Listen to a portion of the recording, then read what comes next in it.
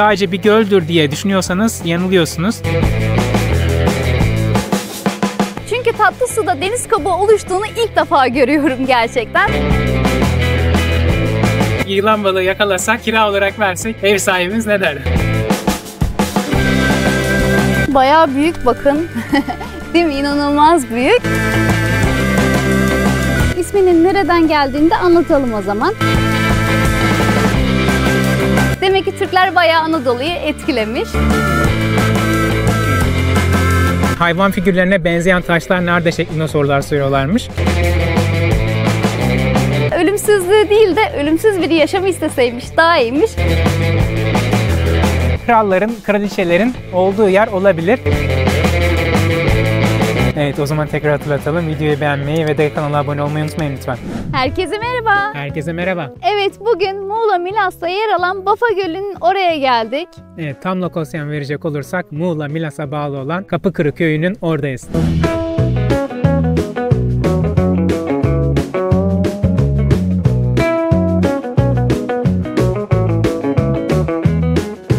Bafa Gölü'nün en ünlü noktası Kapıkırık köyünün orası aslında burası. Arkamızda da köyün sahilini görüyorsunuz ve üzerinde bir ada var gördüğünüz gibi. Bafa Gölü'nün etrafı ekolojik, jeolojik ve tarihsel olarak çok önemli. Şimdi de hadi size Bafa Gölü'nü gösterelim. Evet, hadi bakalım bugün nasıl maceralar bizi bekliyor. Bu sırada videoyu beğenmeyi ve kanalımıza abone olmayı unutmayın lütfen. Şimdiden teşekkür ederiz. Hadi bakalım.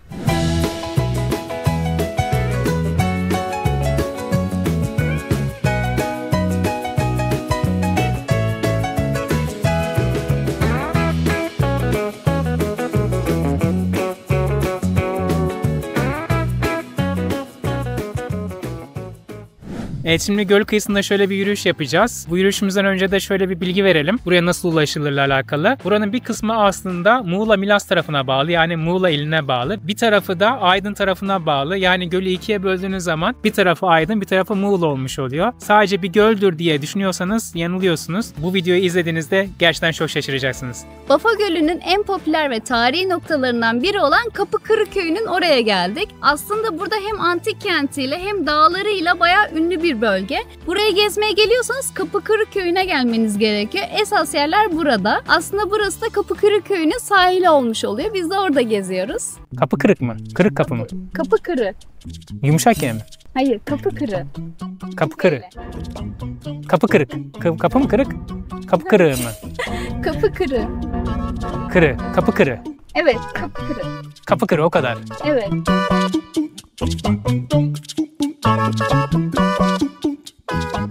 Yani bir şey düşürdük, onu arıyor değiliz burada. Burası için oldukça ilginç bir hikayesi olan yılan balığını belki görüntüleyebiliriz diye bakıyoruz aslında burada. Yılan balığıyla alakalı da çok ilginç bilgiler var burayla alakalı. Burası kocaman bir aslında tabiat parkı. Bu tabiat parkının içerisinde de ilginç canlılar ve ilginç yaşamlar var. Hemen bu yılan balığından da bahsedelim. Aslında buraya yılan balığı ta Meksika'dan geliyor. Yani 7000 kilometre uzaktaki bir yerden buraya yılan balıkları geliyor. Nasıl geliyor? İlk başta yılan balıkları Meksika kısımlarında derin suların içerisinde yumurtluyorlar ve de yumurta çıktığı zaman ta o taraflardan buraya doğru seyahate başlıyorlar. Yavaş yavaş büyüyerek, erginleşerek ta bu kısma kadar geliyorlar. Burada da belirli bir süre yaşadıktan sonra, yeterli erginliğe ulaştıktan sonra da bu sefer Meksika'ya geri dönüyorlar. İlk doğdukları yerde tekrar yumurtluyorlar. Bu şekilde bir döngüsü var aslında. Oldukça da ilginç. Ta Meksika'dan 7000 kilometre buraya gelip burada artık belirli bir vitamini mi alıyorlar, minerali mi alıyorlar yumurtlamak için, onu alıp geri dönüyorlar aslında. Diğer ilginç bir bilgi ise bu yılan balıklarıyla alakalı. Orta Çağ'da İngiltere'de ev kiraları yılan balıklarıyla ödeniyormuş. Yani şimdi belki biz burada bir yılan balığı yakalasak, belki kira olarak versek ev sahibimiz ne der?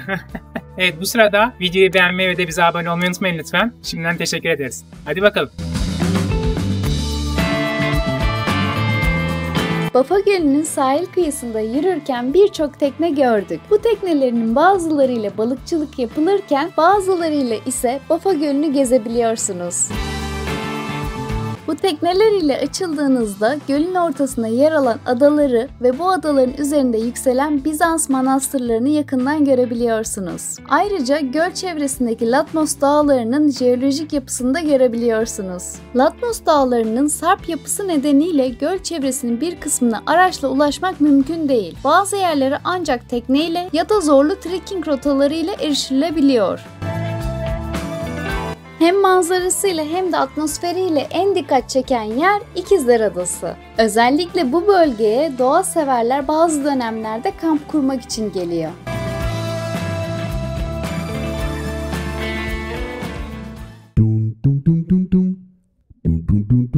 Evet, bunlar da Bafa Gölü'nün meşhur kumdan kaleleri. Evet, bunların özelliği ise dünden bugüne burada olmaları. Yani dün ve bugün buradaysanız bunları görebiliyorsunuz. Bafa Gölü'nün sahil kıyısında gezerken böyle güzel deniz kabukları topladım. Çok ilginç çünkü tatlı suda deniz kabuğu oluştuğunu ilk defa görüyorum gerçekten. Sizler de daha önce gördüyseniz yorumlara yazabilirsiniz. Aslında buranın hikayesini anlatacaktım size. Bu deniz kabuklarını görünce bununla bir ilişkisi var mı merak ettim gerçekten. Bafa Gölü aslında zamanda Latmos Körfezi'ymiş. Yani Ege Denizi ta bu kıyılara kadar geliyormuş. Hatta o dönemde burada yaşayan insanlar deniz ticaretiyle hayatlarını devam ettiriyorlarmış. Gerçekten çok ilginç. Sonrasında ise Büyük Menderes'in taşıdığı alüvyonlar ile Ege Denizi kapanmış ve Bafa Gölü oluşmuş. Buradaki antik dünyadaki insanlar da deniz ticaretiyle uğraştığı için, burası da göle dönüştüğü için bu şehri terk etmek zorunda kalmışlar. Sonrasında başka sakinler de uğramış tabii ki de bu bölgeye. Onu biraz sonra anlatacağız. Şimdi de Kapıkırı Köyü'nün antik eserlerini gezmeye gidiyoruz. Hadi gidelim.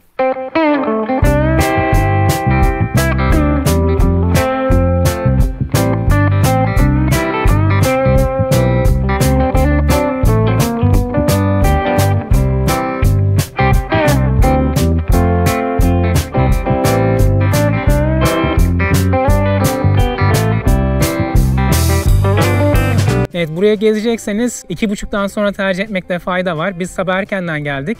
Saat 12 ile 2.30 arası gerçekten çok sıcak oluyor ama şimdi rüzgarla beraber daha serinlikte gezebiliyoruz aslında. Gerçekten hava şu an çok güzel. En azından tepeler esiyor. Şu an neredeyiz? Kapıkırı Köyü'nün tepesine çıktık. Orada da bir Athena tapınağı varmış antik dönemden kalan. Onu göstermek istiyoruz. Aynı zamanda şunu da eklemek istedik. Arkamdaki kaya yapısını görüyorsunuz. Beşparmak dağları yani Latmos dağlarının aslında karakteristik özelliği. Hatta burada trekking yapanlar bu kayaları hayvan figürlerine benzetiyorlar. Özellikle fotoğrafçılar buradaki yerel halka İşte hayvan figürlerine benzeyen taşlar nerede şeklinde sorular soruyorlarmış. Biz de köye girdiğimizde bir hayli etkilendik bu taşlardan. Kapıkırı Köyü ile ilgili bir detay daha eklemek istiyorum. 7. Koğuş'taki Mucize filmi de burada çekilmişti. İlginç, ben onu farklı bir yer düşünüyordum. Aslında Bafa Gölü'ymüş orası. Evet, aynen. Filmi de izlediğinizde bazı sahnelerin burada olduğunu göreceksiniz. Şimdi de Athena Tapınağı'nın hemen yanındayız. Oraya doğru gidelim. Hadi bakalım.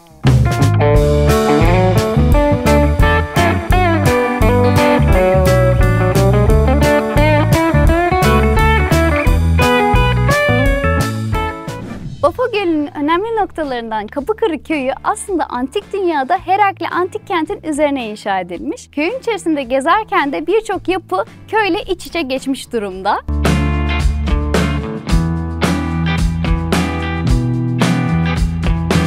Şimdi de sizi Herakli antik kentinden kalma yapılar olan Athena Tapınağı'nın oraya getirdik. Bayağı da büyük bir yapı. Zaten taş kütlelerini görüyorsanız bayağı büyük, bakın. Değil mi? İnanılmaz büyük. Athena Tapınağı'nın tarihi ise M.Ö. 3. yüzyıllara kadar dayanmaktaymış. Zaten Karya mimarisini taşıyor bu antik kent. Büyük taşları görmektesiniz. Biraz sonra Bizans yapılarını da göstereceğiz. Oradaki mimari bu kadar iyi değil. Karya'nın mimarisi burada konuşturmuş ve bu zamana kadar da gelmiş. Hadi şimdi diğer yapılara doğru gidelim.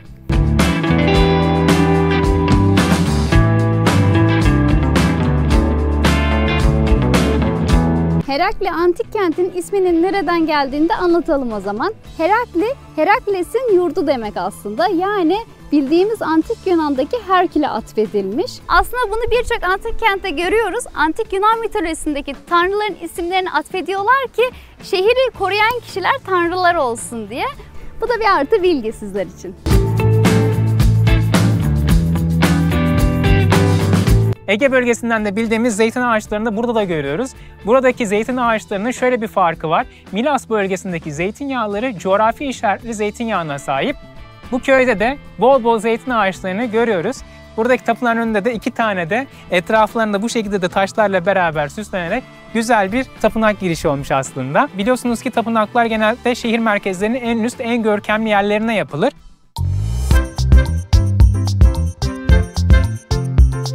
Şu aşağı kısımda ise agora bulunuyor aslında. Elan da biraz önce bahsettiği gibi köyle beraber antik kent iç içe olmuş. Sanki güncellenmiş bir köy versiyonu olmuş gibi diyebilir miyiz? Diyebiliriz aslında. Hani yıllık bazda evet öyle ama mimari açısından tabii bakacak olursak Kayra'nın mimarisi gerçekten görkemli. Şimdi de köye giriş yaptığımız kale tarafına doğru geçeceğiz. Uzun bir yol bizi bekliyor. Hadi bakalım. Evet, zorlu koşullar altında çekim yapıyoruz. Bir taraftan rüzgar, bir taraftan hafif trekking yaparak çekimlerimiz devam ediyor. Bu sırada videoyu beğenmeyi ve kanalımıza abone olmayı unutmayın lütfen.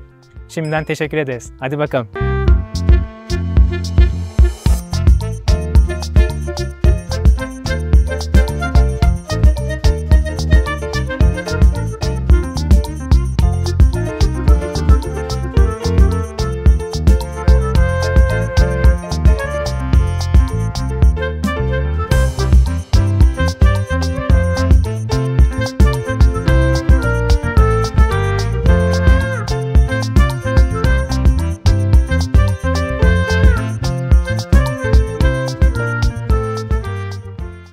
Sizi antik kent kalıntılarından bir başkasına getirdik. Burasının ismi Endymion Kutsal Alanı olarak geçmekte. Endymion, Herakli'nin kurucusu olarak geçmekte. Bu bilgi ise Paris'teki Louvre Müzesi'ndeki yazıtlardan bulunmuş. Yani Herakli'nin kurucusu Endymion'muş. O dönemdeki insanlar da kendi kurucularına atfen böyle bir kutsal alan yapmışlar. Gayet de değişik olmuş gerçekten. Böyle yarım ay şeklinde yapmışlar burayı. Aynı zamanda da Endymion ve Ay Tanrıçası'nın burada bir dilden dile dolaşan efsanesi var. Ondan da bahsedelim. Efsaneye göre Endymion çobanmış ve Latmos dağlarında mağaralarda gezermiş. Ve onu bir tek gören kişi Ay Tanrıçası yani Selene'ymiş. Ve Endymion'a aşık olmuş. Ve Endymion da ona aşık olmuş. Ve dillere destan bir aşkları varmış. Ama bu imkansız bir aşk. Neden? Selene bir tanrıça yani ölümsüz.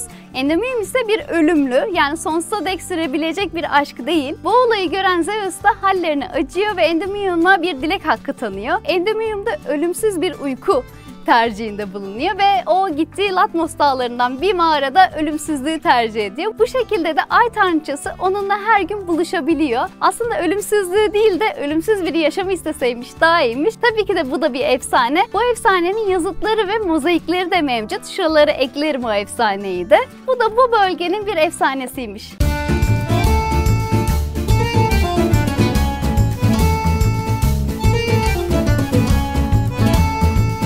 Evet, şimdi kaleye doğru, uç tarafına da nekropolisin olduğu yere doğru gidiyoruz. Geçerken de 2 tane 2000 yıllık ağacın arasından geçtik. Onları da çektik bu kısım içerisinde.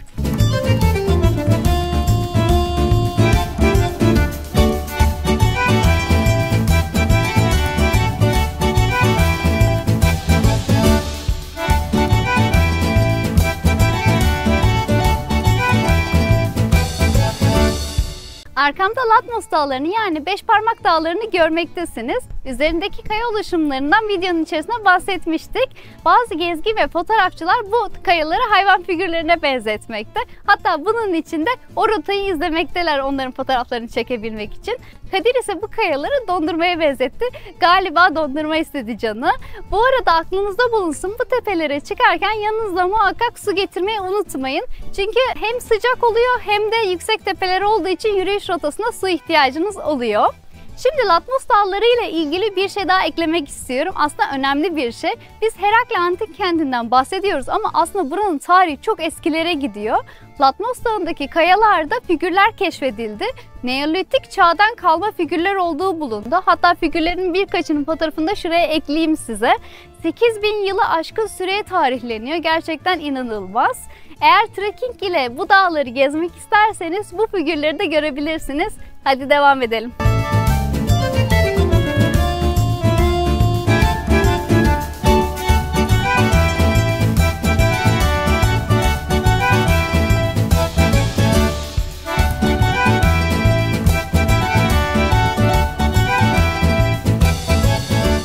Herakli Antik Kenti'nin kalıntılarının birçoğunu size gösteriyoruz. Birçoğu da kazı çalışmaları devam ettiği için onlara gidemiyoruz maalesef. Ama şimdi Göl Kalesi'ne doğru çıktık. Son eser olarak da Herakli Antik Kenti'nden kalan nekropolleri de göstereceğiz.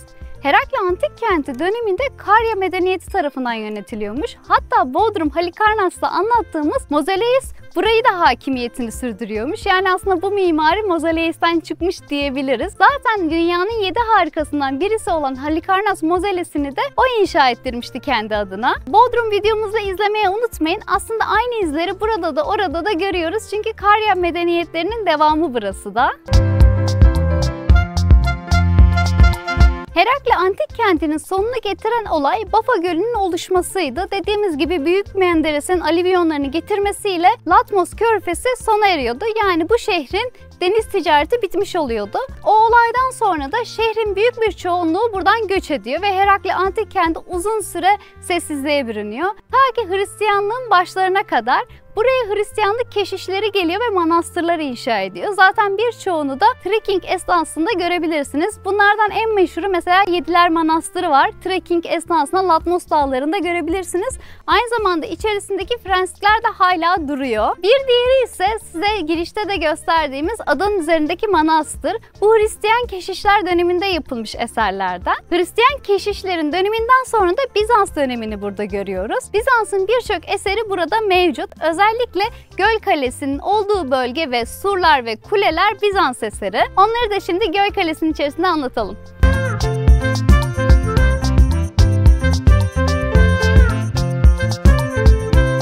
Şimdi de böyle yukarı bir tepeye doğru bayağı da zor şartlarda çıktığımız bir yer daha var. Orayı anlatmak istiyorum size. Burası Göl Kalesi olarak geçmekte. Girişteki yazıtta Göl Kalesi'nin neden inşa edildiği ve ne zaman inşa edildiğinden bahsedilmiş. Aslında şu kısmı hoşuma gitti. Hikayesi birazcık da bizimle alakalıymış burası. 1071'de Türkler Anadolu'ya hakim olduktan sonra Bizanslılar birçok yere kale ve surlarını inşa etmişler. Bu Göl Kalesi de o dönemde inşa edilen kale ve surlar olduğuna inanılıyor. Sadece kale değil, şehrin etrafında surları ve kuleleri de görmekteyiz. Demek ki Türkler bayağı Anadolu'yu etkilemiş. Türklerin Anadolu'ya girişiyle beraber de bu kale inşa edilmiş. Bu antik yapılardaki mimarilerden de bahsetmekten fayda var aslında. Hemen bu tarafta Kayra'yı görüyoruz, bu tarafta Bizans'ı görüyoruz. Aralarında da aslında gözle seçilebilir düzeyde fark var. Kayra ne kadar nizami ve düzenli bir mimari yapısı varken Bizans'ın hızlı bir şekilde nasıl bir mimari yaptığını da aslında görebiliyoruz. Kayralılar demek ki bu mimaride gerçekten iyiymiş Bizans'a göre. Tabii ki Bizans'ın da iyi yaptığı mimariler var. Belki de Bizans burayı hızlı bir şekilde savunma amaçlı bu şekilde yapmış olabilir. Yani buraya geldiğinizde düzenli taşları görüyorsanız böyle kitap gibi Kayra zamanından kalmış oluyor. Eğer bu tür tarzda irili ufaklı taşlarla beraber yapılmış yapılar görüyorsanız bunlar Bizans döneminden diyebiliriz.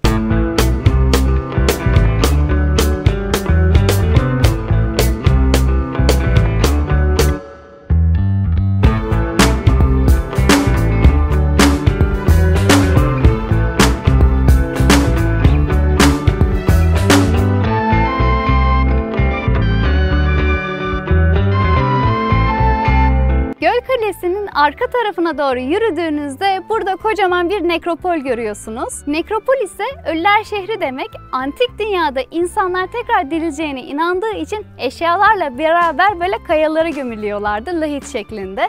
Arkamda da birçok lahitin açık olduğunu görüyorsunuz. O dönemde hırsızlıklar neticesinde eşyaların çalınmasıyla beraber mezarlıklar açılmış.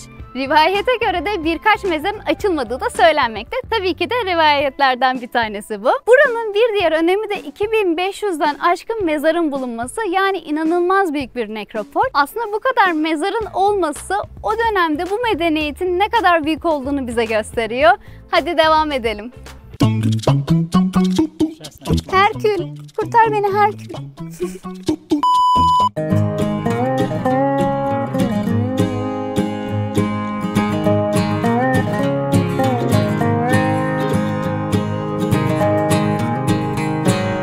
Evet, videonun başında Oğuş'taydık. Karşı tarafımızda da bir manastır vardı. Hristiyanlık döneminden kalma bir manastır vardı. Şimdi kalenin ön tarafına doğru geldik. Biraz önceki bahsettiğimiz nekropolislere doğru biraz daha yaklaştık. Ta en uca kadar dikkatli bir şekilde gidecek patikalar var. Ama dikkatli olmak gerekiyor çünkü taşlar yuvarlak ve kaygan olabiliyor. Biraz önceki bahsettiğimiz nekropolisler de bir adacığın üstünde burada. Bunlar da belki de kralların, kraliçelerin olduğu yer olabilir. Bir adacığın üstünde yapılmış, ayrı bir yere konumlandırılmış. Gölün biraz daha iç tarafına doğru yapılmış. Belki de seçkin insanlara koydukları yer orasıydı.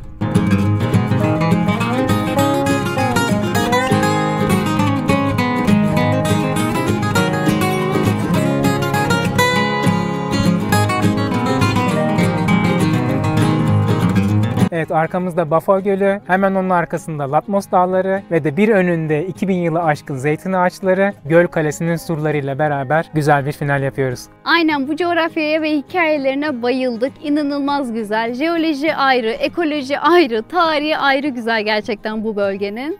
Evet, neredeyse bir tam gündür buradayız ama hala da tam anlamıyla bitirmek mümkün değil. Buraya kamp kurmaya, Nisan ayında kamp kurmaya gelinebilir. Trekking rotaları gezilebilir. Gölde tekne turu yapılabilir. Daha sonra yuvarlak, farklı hayvan figürlerine benzeten taşlarla beraber resimler çekilebilir. Nekropolis taraflarının uçlarına kadar yürünebilir. Yani hem doğa hem de tarih gezileri için çok ideal bir nokta. Eğer yolunuz Muğla, Aydın taraflarından geçiyorsa burası uğramaya değer bir nokta. Aynı zamanda da bizi takip edenler bilir. Tesla arabası aldık. Tesla ile kampa da gelmek istiyoruz burayı. İlk önce bir keşif gibi de olmuş oldu değil mi burası? Evet, gerçekten öyle oldu. Evet, o zaman tekrar hatırlatalım. Videoyu beğenmeyi ve de kanala abone olmayı unutmayın lütfen. Şimdiden teşekkür ederiz. Teşekkürler. O zaman bu videonun da sonuna geldik. Bir sonraki videoda görüşmek üzere diyelim. Hadi bakalım. Hadi bakalım.